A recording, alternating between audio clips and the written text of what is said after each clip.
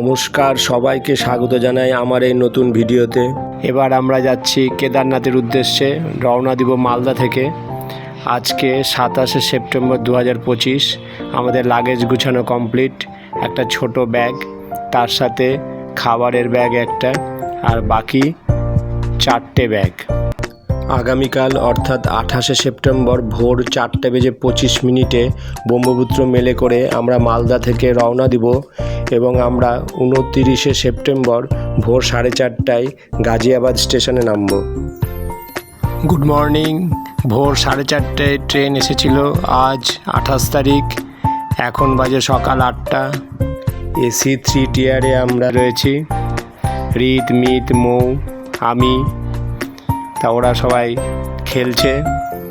সাথে রয়েছে আমার বন্ধু জ্যোতির্ময় কুণ্ডু আর তার মেয়ে।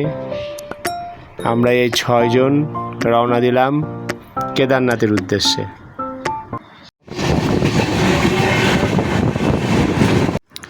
ব্রহ্মপুত্র মেল ছুটে চলেছে দিল্লির উদ্দেশ্যে।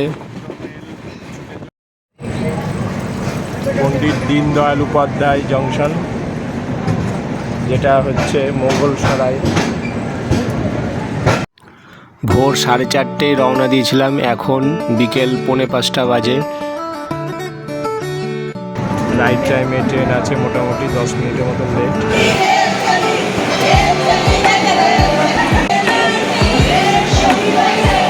এখন সন্ধ্যে 7:30 বাজে। আমরা প্রয়াগরাজ জংশনে পৌঁছে গেছি। বেশ একটা বড় টিম রয়েছে, 50-60 জনের, যারা মনে হয় কোনো একটা অনুষ্ঠানে যাচ্ছে। রাতের ডিনার চলছে এখন। বাম্পার ডিনার খুব ভালো হচ্ছে। IRCTCর খাবার খুব ভালোই দিয়েছে। গেস্ট থালি নিয়েছি আমরা 150 টাকা করে।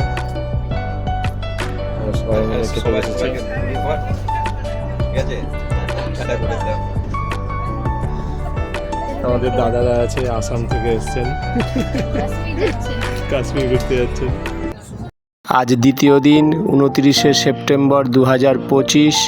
আজ মহাসপ্তমী দুর্গাপুজো। এখন ভোর 4:09 বাজে। আমরা পৌঁছে গেলাম গাজিয়াবাদ স্টেশনে। আমাদের ট্রেন ছেড়ে চলে যাচ্ছে। এবার আমরা ঠিক 6টার সময় রয়েছে যোগা এক্সপ্রেস, সেই ট্রেনের রওনা দিব হরিদ্বারের উদ্দেশ্যে।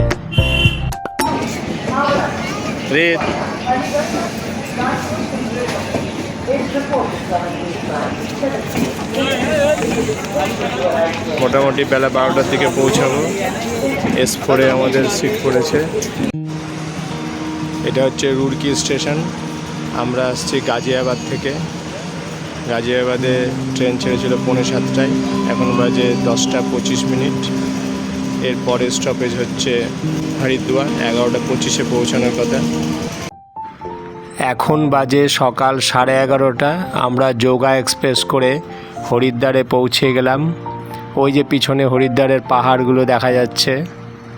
এবার আমাদের টার্গেট হচ্ছে সামনে একটা ধর্মশালায় গিয়ে উঠব এবং তারপরে আমরা হর কি পৌরি ঘাটে স্নান করতে যাব। এই সামনেই হচ্ছে হরিদ্বার স্টেশন। ঠিক তার শেষের গেট দিয়ে যদি বেরোয় তাহলে এই রাস্তাটা সোজা ওইদিকে চলে যাচ্ছে হর কি পৌরি ঘাটের দিকে, আর ঠিক তার উল্টো দিকেই এই ধর্মশালাটি, নাম গরিবদাসী ধর্মশালা সেবাশ্রম। এই গেটটাই হচ্ছে এন্ট্রান্স গেট। এখান দিয়ে গিয়ে ভেতরে একটা ব্যাংক রয়েছে, ইন্ডিয়ান ব্যাংক, আর আশেপাশে গাছ রয়েছে, পরিবেশ ভালো। একটা মন্দির আছে, আর এর পাশেই রয়েছে অফিস ঘর। অফিস ঘরের পাশ দিয়ে একটা সিঁড়ি ওপর দিকে উঠে গেছে। উপরেই আমাদের রুম, 112 নম্বর রুম। আসুন আপনাদের ভেতরটা দেখিয়ে দিই। প্রথমে একটা খাট রয়েছে, আর তার পাশে আরেকটি 3 বেডের খাট রয়েছে। এখানে 3 জন আরাম করে থাকা যাবে, অর্থাৎ টোটাল 4 জন। পাশেই রয়েছে ওয়াশরুম। এখানকার ভাড়া খুবই কম বলে রাখি। এই রুমটা পড়েছে আমাদের 600 টাকা, আর যদি ডবল অথবা ট্রিপল বেডের নেওয়া যায় তাহলে 500 টাকাতে হয়ে যায়। এখন হরকিপৌড়ি ঘাটে যাচ্ছি আমরা স্নান করতে, হরিদ্বারের।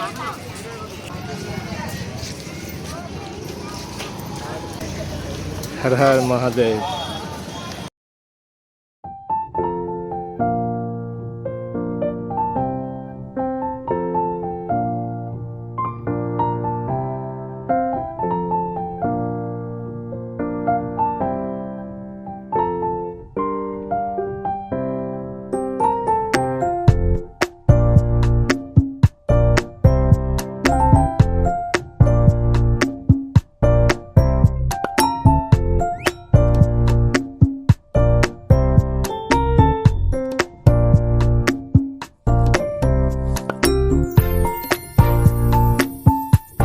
গঙ্গার ধারে হরকিপৌড়ি ঘাটের পাশে একদম হোটেল তীর্থ, খুব বড় হোটেল এটা।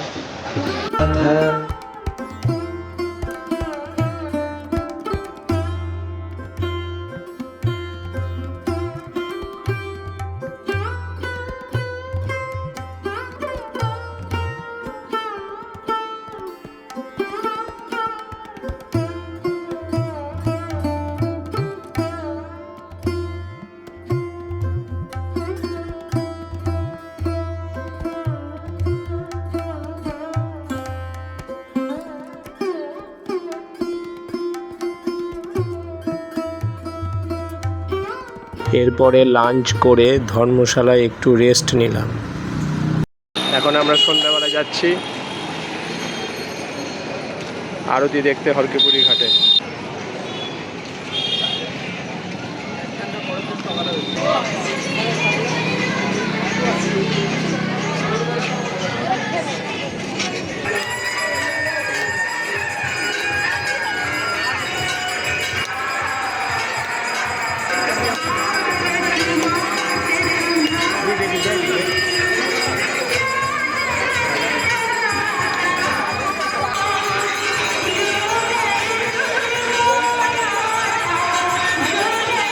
হরকিপৌড়ি ঘাটে গঙ্গার আরতি হচ্ছে। জয় মা গঙ্গে।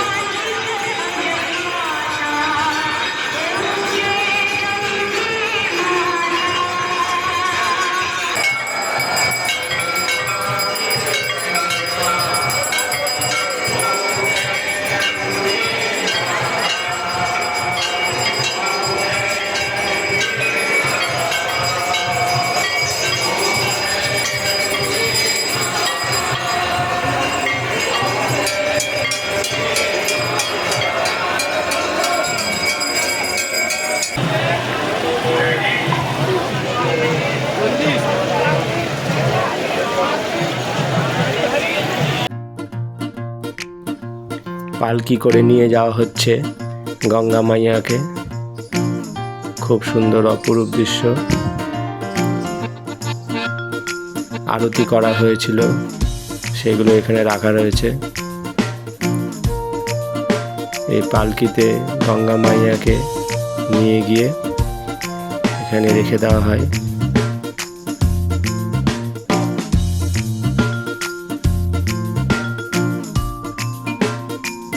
ওই যে দূরে ক্লক টাওয়ার দেখা যাচ্ছে, এখনই গঙ্গা আরতি শেষ হলো। দূরে পাহাড়ে মনসা মন্দির,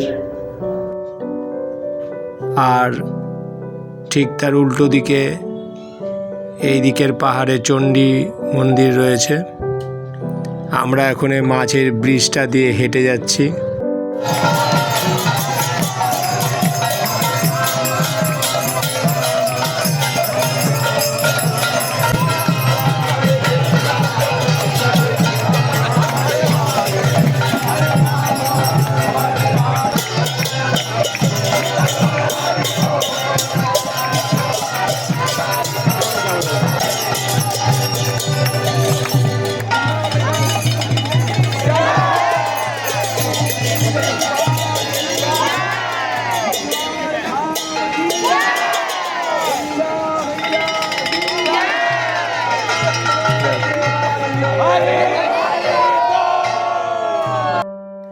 সবাইকে জানাই গুড মর্নিং। আজকে 30শে সেপ্টেম্বর, দুর্গাপুজোর মহা অষ্টমী। আমরা এই আর্টিকা গাড়ি করে যাব সোনপ্রয়াগের উদ্দেশ্যে। গরিবদাসী ধর্মশালা থেকে ওরাই ঠিক করে দেয়। 6,500 টাকা পড়েছে। বাইরের প্রাকৃতিক সুন্দর দৃশ্য, ল্যান্ডস্লাইড এরিয়া, যত তাড়াতাড়ি সম্ভব বেরিয়ে যেতে হবে। এই যে জেসিবি গাড়ি দিয়ে পরিষ্কার করা হয়।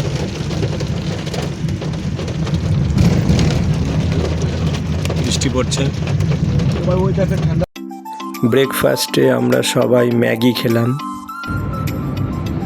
এখন আমরা সংগ্রামের দিকে এগোচ্ছি। গাড়িতে আমরা সবাই বসে আছি।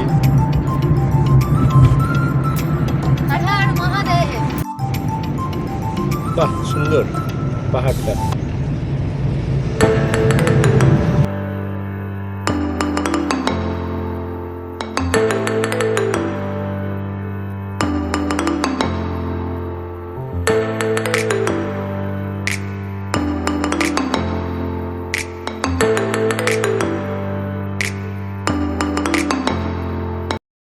খুব সুন্দর প্রাকৃতিক দৃশ্য।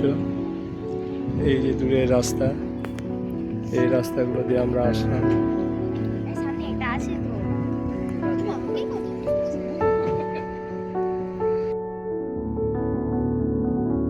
রাস্তার কাজ চলছে, জ্যামে পড়েছি আমরা। গাড়ি দাঁড়িয়ে আছে। এই যে আমাদের গাড়ি।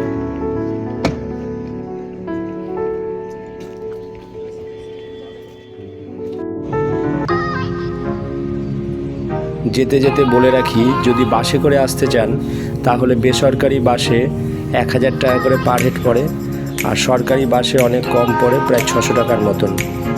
আর যদি আপনি বোলেরো গাড়ি করে আসেন তাহলে 5,500 হয়ে যাবে। আমাদের 500 টাকা বেশিই পড়েছে, 6,000 হয়ে যাওয়া উচিত ছিল। ये डेंजर एरिया है, तो काफ़ी दिन नैरो एरिया है। यहाँ पर बहुत लैंडस्लाइड हुआ है।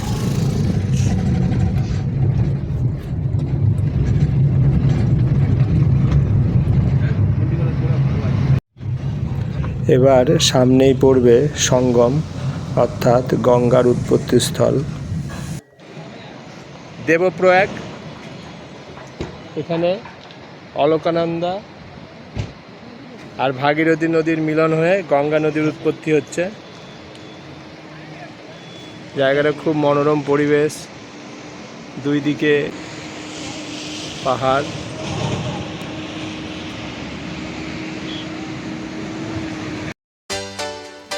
যদি আপনারা বাসে করে আসেন তাহলে দেবপ্রয়াগে দাঁড়াবে না, আপনাকে বাস থেকেই দেখতে হবে চলন্ত অবস্থায়। এরপরে ধরেন সামনে যেমন ধারীমাতা দেবীর মন্দির রয়েছে, সেখানে পুজো দিব। ওখানে ঘণ্টাখানিক সময় লাগবে, অনেকটা নিচে যেতে হয়। তো বাস থেকে দেখার এই সুযোগগুলো থাকে না, ওই জন্য প্রাইভেট কার বুকিং করাটাই শ্রেয়।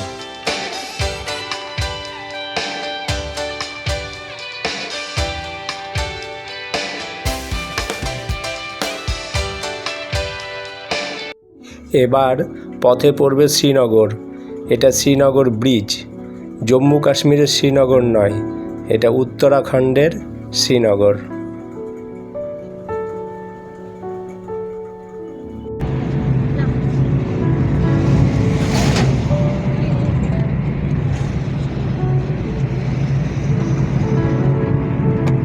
বিস্তীর্ণ এলাকা,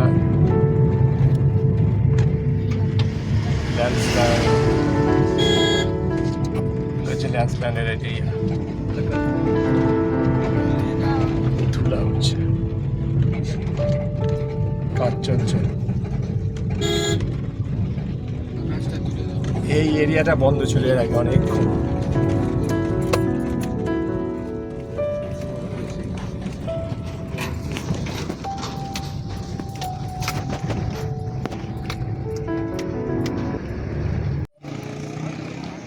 ধারী দেবী মাতার মন্দির। কথিত আছে কেদারনাথ দর্শনের আগে ধারী মাতার দর্শন অবশ্যই করতে হবে। জয় মা ধারী দেবী।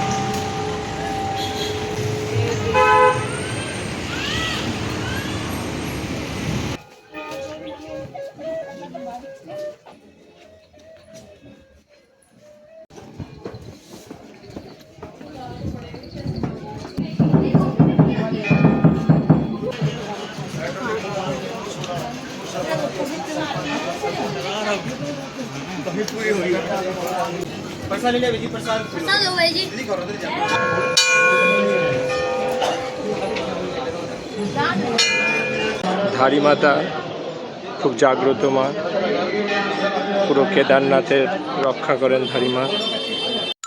ধারী মাকে তিনভাবে পূজন করা হয়: সকালবেলা কন্যা রূপে, দুপুরবেলা যুবতী রূপে এবং রাত্রিবেলা বৃদ্ধা রূপে। ধারী মাতার মন্দিরের ভেতরে ছবি তোলা নিষিদ্ধ। ধারী দেবী মন্দিরের পাশে এটা ঝুলন্ত ব্রিজ।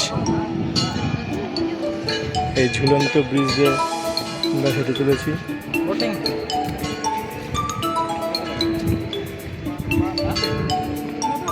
খুব সুন্দর ব্রিজটা,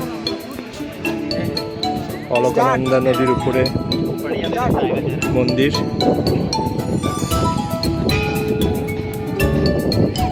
এছাড়া এখানে নদীতে বোটিংয়ের ব্যবস্থাও আছে।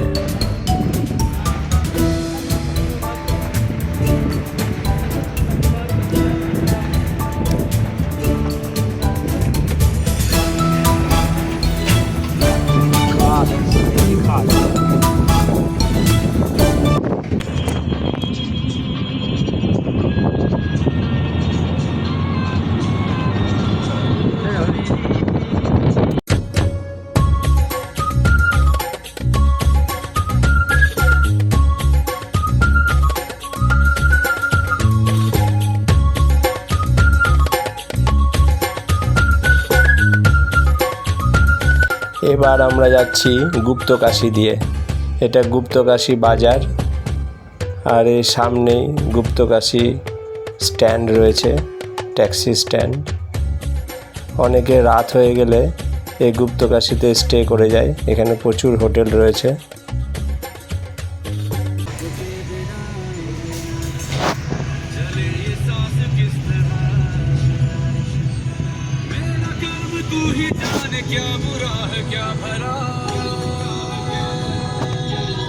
গুপ্তকাশীতে লাঞ্চ সারলাম ভাত, ডাল আর তরকারি দিয়ে।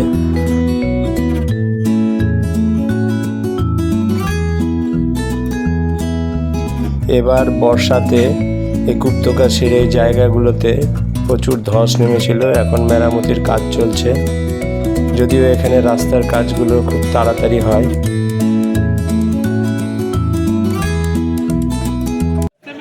আমরা এখন সোনপ্রয়াগে পৌঁছে গেছি। এটা সোনপ্রয়াগের রাস্তা, চারিদিকে হোটেল, ক্লক রুম। কিন্তু আমরা সোনপ্রয়াগে থাকছি না, আমরা এগিয়ে যাচ্ছি রেজিস্ট্রেশনটা চেক করিয়ে আমরা গৌরীকুণ্ডের উদ্দেশ্যে রওনা দেব। সমস্ত রকম প্রাইভেট গাড়ি সোনপ্রয়াগ পর্যন্ত লাস্ট। এখান থেকে স্ট্যান্ড থেকে হেঁটে এই কিছুটা আসতে হবে, তারপরে এই ডান দিকে এই জায়গাতে রেজিস্ট্রেশন চেক করিয়ে একটু এগিয়ে গেলে একটা ব্রিজ পাবো। এই যে নদীর উপর ব্রিজ, এই ব্রিজটা পার হতে হবে। নিচে বয়ে চলেছে মন্দাকিনী নদী, আর ওই পারে রয়েছে শাটেল গাড়িগুলো। সেই শাটেল গাড়িগুলো করে পার হেড 50 টাকার বিনিময়ে আমাদের গৌরীকুণ্ড যেতে হবে। এই যে আওয়াজটা পাচ্ছেন, এটা কিন্তু মন্দাকিনী নদীর আওয়াজ। এখন বাজে বিকেল 4টে। আমরা সকাল 7টায় রওনা দিয়েছিলাম, তাই মোট 9 ঘন্টা সময় লাগলো। সোনপ্রয়াগ থেকে গৌরীকুণ্ড প্রায় 4.5 কিলোমিটারের মতন। এই বোলেরো গাড়িগুলোতে প্রায় 10 জন করে যাত্রী নিয়ে যায়। রাস্তার অবস্থা খুব খারাপ।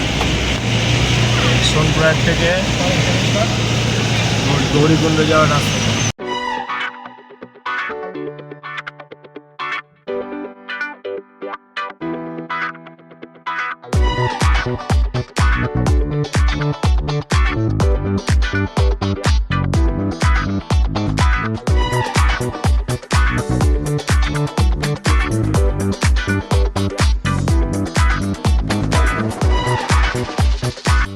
রাস্তার অবস্থা বেশ খারাপ, কিছু জায়গা খুবই ন্যারো, তাই ব্যাকে আসতে হচ্ছে পিছিয়ে, তারপরে গাড়ি সাইড দিয়ে যেতে হচ্ছে।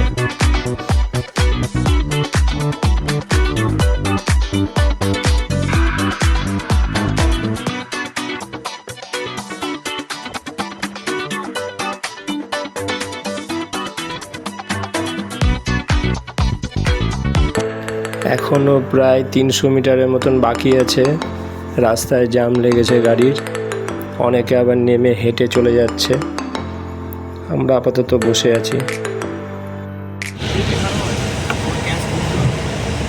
এই যে পাহাড়ের গা কেটে কেটে, পাথর কেটে কেটে রাস্তা তৈরি হয়েছে, তার তল দিয়ে গাড়ি যাচ্ছে।